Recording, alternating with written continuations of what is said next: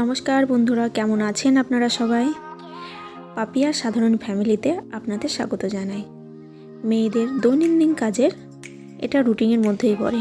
সকালবেলায় উঠেই বিছানা গোছানো, আমি গোছাচ্ছি, সাথে শ্রুতিও আমার সাথে দুষ্টুমি করছে। তারপর চলে এলাম রান্নার কাছে। রান্না করব পটল বাটা আর ডিমের ঝোল। পটল বাটার রেসিপিটা একটু তুলে ধরতে পেরেছি, কিন্তু ডিমের ঝোলটা করতে পারিনি, অত আমার হাতে সময় ছিল না। পুষ্পা আসার টাইম হয়ে গেছে, বলতে বলতে গাড়িও চলে এলো। আমি ওকে একা নামতে দিই না, তাই তাড়াতাড়ি করে গাড়ির কাছে যাচ্ছি। সাথে শ্রুতিও আমার পিছন পিছন ছুটলো। মা গেছে, ছোট মেয়ে যাবে না, এটা হতেই পারে না। পুষ্পার সাথে গিয়ে চোখ বন্ধ করে বসতে বললাম, কারণ একটু আম বাটা করেছি। ওদেরকে টেস্ট করে দেখতে বললাম কেমন লাগছে। বললো, মা বেশ ভালো লাগছে। মেয়ে হয়েছে, টক খাবে না সেটা তো হতেই পারে না। পুষ্পার খুব ভালোই লাগে।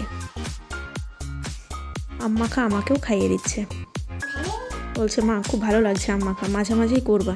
আর বললাম ঠিক আছে করবো, এত আম মাখা খাওয়া ভালো না। ওইটাকে দুষ্টুমি শুরু করে দিল। আমার বেশ ভালোই লাগে, এনজয় করি আমি, কারণ এই সময়টা আমি আর ফিরে পাবো না। ভালোই লাগে বেশ, ও দুষ্টুমি করে। সবসময় ভালো লাগে না, যখন রেগে যায় তখন হয়তো পিঠে দুই একটা চাপিয়েও দিই, কিন্তু এই কিছু কিছু দুষ্টুমিগুলো আমার বেশ ভালোই লাগে। দিয়ে দিলাম ভাত খেতে। ওদের এখন বায়না টিভি দেখতে দেখতে নাকি ভাত খাবে। আমি বললাম ঠিক আছে, যথা আজ্ঞা। একটা নাইটি ছিল, হাতটা সেলাই করা ছিল না, ভাবলাম সেলাই করে নিই, তারপরে অন্য একটা কাজ করব। নিজে নিজেই যতটুকু পারি করে নিই, হয়ে গেছে। এবার কলের বাড়ি এলাম এই ইটগুলো তুলতে, কারণ কালকে মাটি ফেলে গেছে। এদিকটা একটু নেশা আছে তো, ওই জন্য। বাবা বলেছিল ইটগুলো আমি তুলে নেবো পরে, তোকে করতে হবে না। কিন্তু আমি ভাবি বাবা সারাদিন খাটাখাটনি করে, আর কত খাটাবো। বাবা তো রোবট নয়, মানুষ, তাই আমি যতটুকু পারি একটু বাবার কাজটা এগিয়ে দিই। জল পড়েছে, একটু কাদা কাদা হয়ে গেছে, তুলতে অসুবিধা হচ্ছে, ভারী লাগছে ইটগুলো প্রচুর। কিন্তু কি করব, করতে হবে।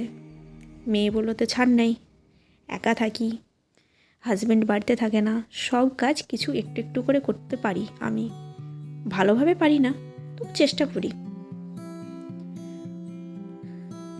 এগুলো করছি। ছোট মেয়ে বলছে, মা আমি তোমার কাছে যাব। আমি বলছি না, আসতে হবে না, হালকা বৃষ্টি পড়ছে, আমি কাজ করে নিয়ে ঘরে যাব, তার আগে নামবি না, কারণ এই বৃষ্টির জল মাথায় পড়লে ঠান্ডা জ্বর আসবেই। স্নান করতে যাব।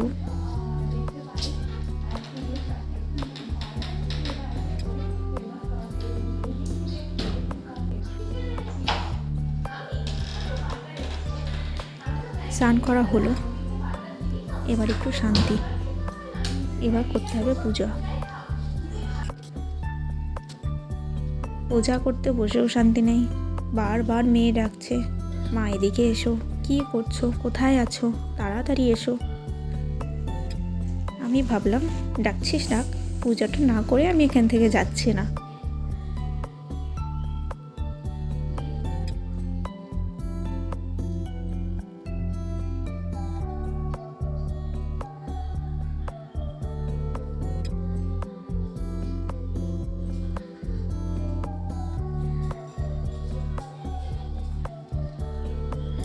আমি ব্রাহ্মণদের মতো পূজা করতে পারি না, তবে আমি নিজের মতন করার চেষ্টা করি।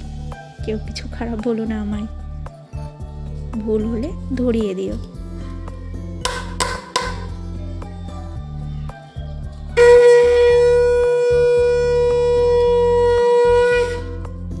চলে এলো ছোট মেয়ে,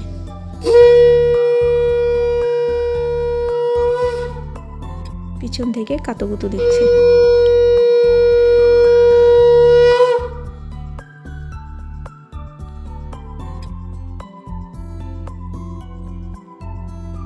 ভগবান মেয়েগুলোকে ভালোভাবে বড় করো।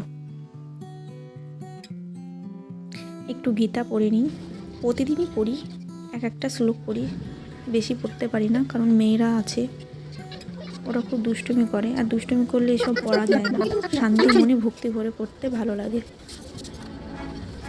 যাই হোক, পুজোটা কমপ্লিট হলো।